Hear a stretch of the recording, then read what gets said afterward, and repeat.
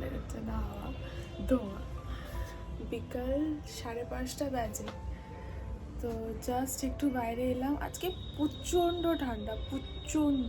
হ্যাঁ, তো দেখতেই পেলেন খুব সুন্দরভাবে একজন তার বাবাকে টাটা করলো। তিনি যাচ্ছেন কাজে এই ঠান্ডাতেও, সবাই যায় স্বাভাবিক। তো আমি সকাল থেকেই ভেবেছিলাম যে আজকে ব্লগ করব, ঠিক আছে, আজকে সোমবার, কিন্তু আমি পারিনি। কালকে আমরা 2টো কমফোর্টার নিয়ে শুয়েছিলাম, সুব্রত আর আমি। আজকে খুব ঠান্ডা লাগছে, আর নিউ টাউনে যেন বেশি ঠান্ডা লাগছে। আর আমার ঠান্ডা মানে উইন্টার সিজন একদম পছন্দ না।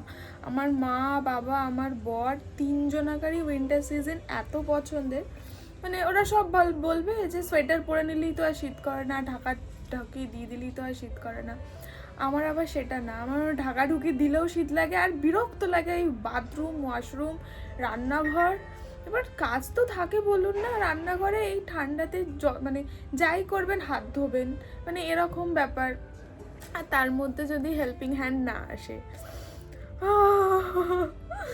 তো যাই হোক, আজ খুব ঠান্ডা। এমনি খুব একটা খারাপ লাগে না, আমার যে খুব ভালো লাগে তাও না। আমার খুব একটা ভালো লাগে না সত্যি কথা। আমার গরমটা, হ্যাঁ, প্রচুর প্যাচ প্যাচে গরমে কোথাও বেরোতে ইচ্ছা করে না, কিছু খেতে ইচ্ছা করে না। শীতকালে এটা একটা সুবিধা কি, যে রান্নাঘরে আপনি যতক্ষণ ইচ্ছা থাকতে পারবেন, ঘামবেন না, গরম করবে না। কারণ গরম জিনিস তো রান্না হচ্ছে আর গরমও লাগছে। নাকটা দেখুন কেমন লাল লাল হয়ে যাচ্ছে। তো জাস্ট এই 5:30 বাজছে, মাকে ফোন করলাম যে কখন কি আসবে। মায়ের মা আজকে বললো যে মানে মাকে আমিই বললাম যে বিকালবেলা এখানেই চলে আসতে, বর্ধমান আর না যেতে। মায়ের তো পোস্টিং এখন চন্দননগরে। তো বললো ঠিক আছে চলে আসবো, আমার শরীরটা ভালো আছে, মানে ওই আর কি বললাম খারাপ, চলে আসবো।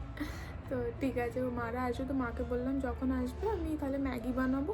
তো ম্যাগিটা অ্যাকচুয়ালি যখন আসবে তখন বানাবো না, ম্যাগিটা আমি এখনই বানাবো। এবার আমি খাবো তো একটু বেশি করে বানাবো, তো মা, বাবা, সুব্রত যখনই আসুক না কেন মাইক্রোওভেনে গরম করে দেবো।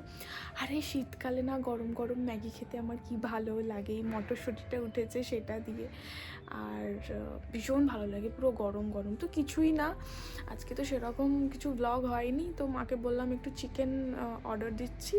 বললো ঠিক আছে দে, বলছে যে আমি গিয়ে বানাবো, তোকে বানাতে হবে না।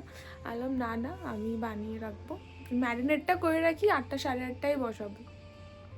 চিকেন কষা, বেগুন পোড়া, আজকে আবার সোমবার, বেগুন পোড়ানো যাবে কিনা কে জানে, বলে তো দিলাম। বেগুন পোড়া আর রুটি।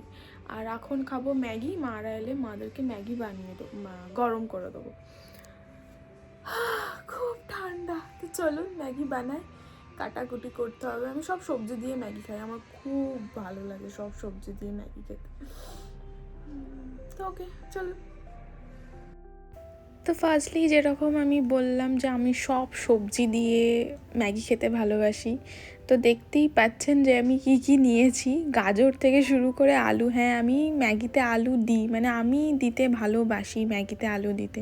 চাউমিনেও যেরকম আমি আলু দিই, আর ম্যাগিতেও মাঝে মধ্যে দিই, যে সবসময় দিই তা না, কিন্তু যেহেতু আজকে সবাই খাবো 4জনই, তাই ভাবলাম একটু আলু দিই, বেশ ভালো লাগবে। আর যেহেতু আমি খেতে ভালোবাসি, তো আলু, গাজর, বিনস, ক্যাপসিকাম ছিল বাট দিইনি, অনেকটা হয়ে যাবে সবজি। মটরশুঁটিটা আমি স্পেশালি এই শীতকালে খুব ভালোবাসি দিতে। লঙ্কা আর ওই স্প্রিং অনিয়ন্স পেয়েছি, আমি আগের দিন নিয়ে এসেছিলাম, তো সেটা ফ্রিজ খোলায় মনে পড়ে গেল, তো দেখলাম আছে তো দিয়ে দিলাম। তো এখন আমি কাটছি বিনস, আমি সব ছোট ছোট পিস করে কেটে রেখে মানে করি আর কি।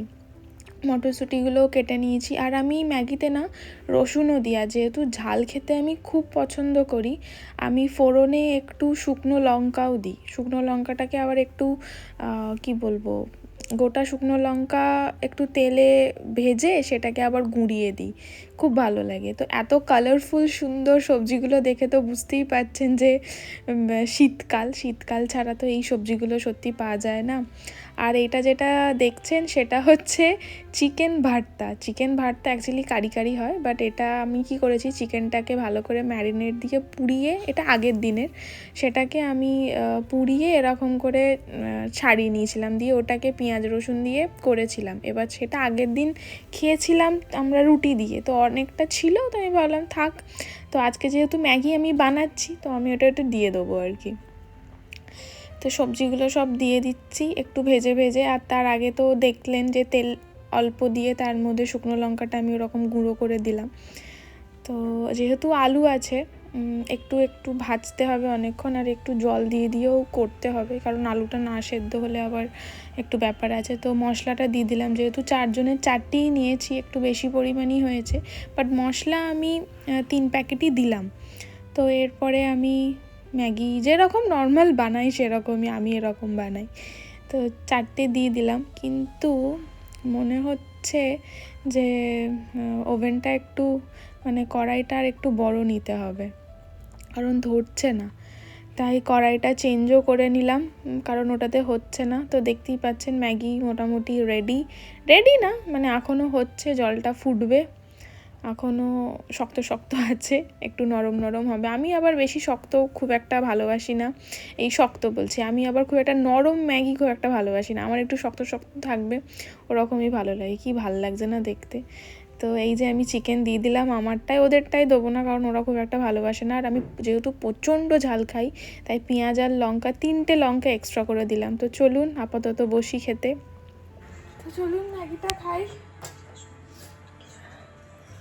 এই যে আমার ঝাল ঝাল ম্যাগি। ভেবেছিলাম ম্যাগিটা সুন্দর করে প্লেটিং করব, কিন্তু এত খিদে পেয়েছে যে হাতের সামনে যে বাটি পেয়েছি তাতেই নিয়ে নিয়েছিলাম আর কি। তো যাই হোক, ম্যাগিটা খেতে খুবই ভালো হয়েছিল, আর গরম তো, আর ঠান্ডায় অসাধারণ লাগছিল।